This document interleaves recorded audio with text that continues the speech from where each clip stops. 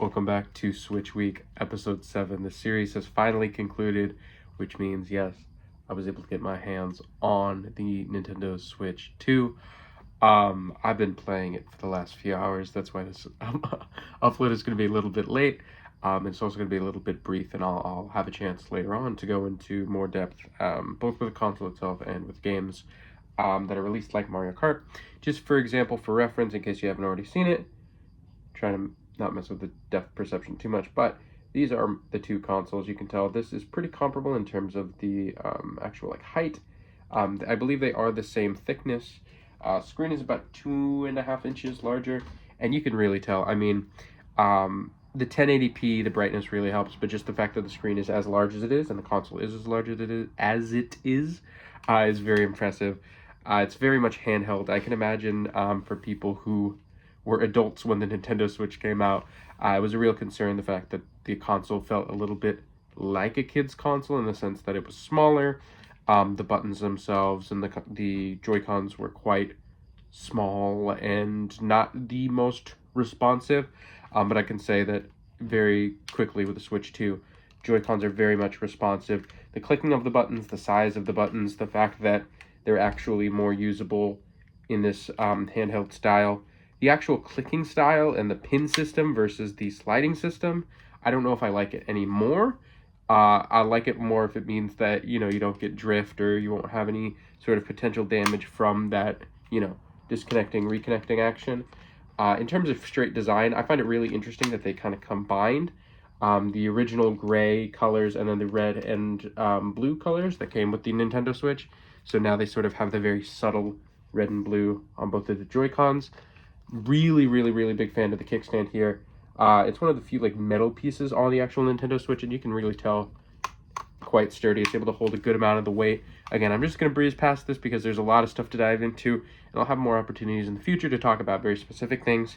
But startup screen looks a little something like this. Brightness is much better. Even though it's not OLED, it really does show. I did a little bit of testing today of going outside and using it out in the sunlight. And you do have to crank up the brightness a little bit, but you hardly get much of glare, in terms of the feel of the console, it's just like the first one where the Joy-Cons are very rounded. The system sits well in your hands, I would say.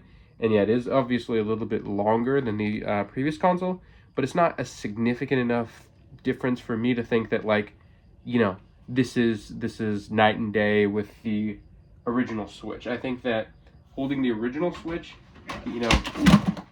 maybe you can make the argument, again, it's a little bit smaller, and maybe this is a little bit more, at least for somebody of my size, a little bit more compact, and you still have to cram in a little bit, but versus the Nintendo Switch 2 where it feels a little bit more natural and relaxed.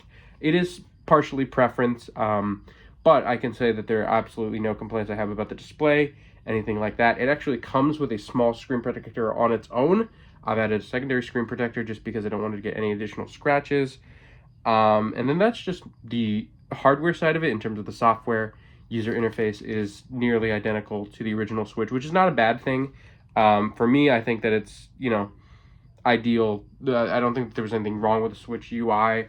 The menus are a little bit snappier, same things with the loading of games. So that's been a really nice improvement, just seeing very quickly how games load, both old Switch games, and then obviously I've had a little bit of experience with Mario Kart, which I will talk about in a much deeper deep dive. And again, I'm sorry if I'm breezing through this. I just felt like I needed to get the video out today to finally sort of cap off Switch Week 2. So first sort of reviews, I would say the console on a technical level has lived up to my expectations, everything that I heard about it. One thing I do want to mention is that the dock itself obviously has to be a little bit bigger. And on the inside, there's a nice slicker material that wouldn't result in scratching, which was an initial concern with the Switch. The display getting scratched when people would put their Switch into the dock, not an issue. I did have some strange issues about AC versus DC connection for the charging and for docking, but I don't think it's significant enough. They give you the cord. I was just trying to use cords that I had around from my previous console. The actual movement of data and transferring all my other information in, pretty seamless.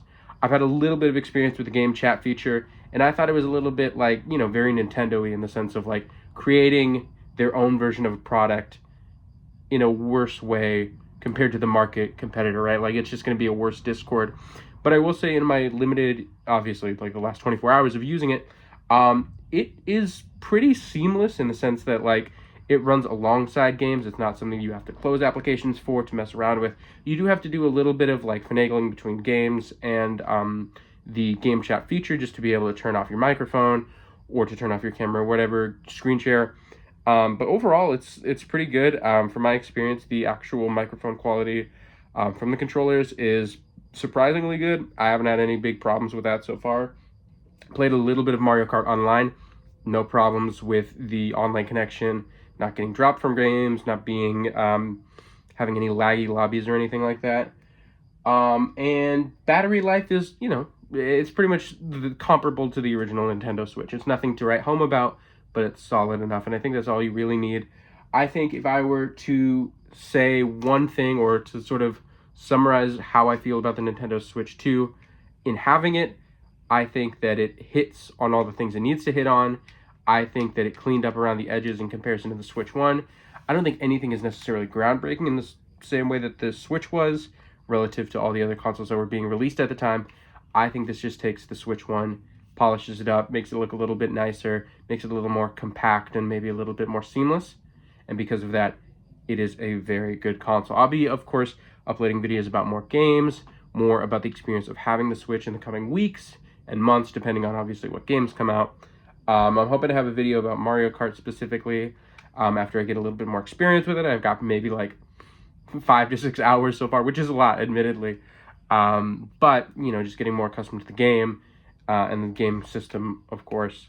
But thank you so much for following through the journey.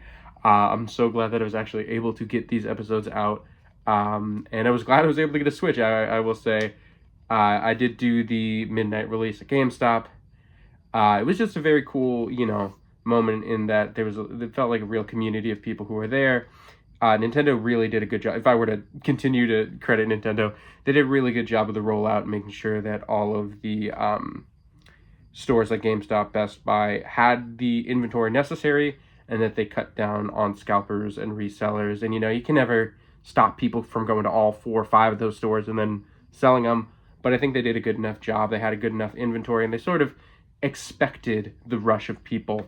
So I was very fortunate enough to get this console. And again, I'll be making more videos on it in the future. So make sure you stay tuned. Thank you for watching.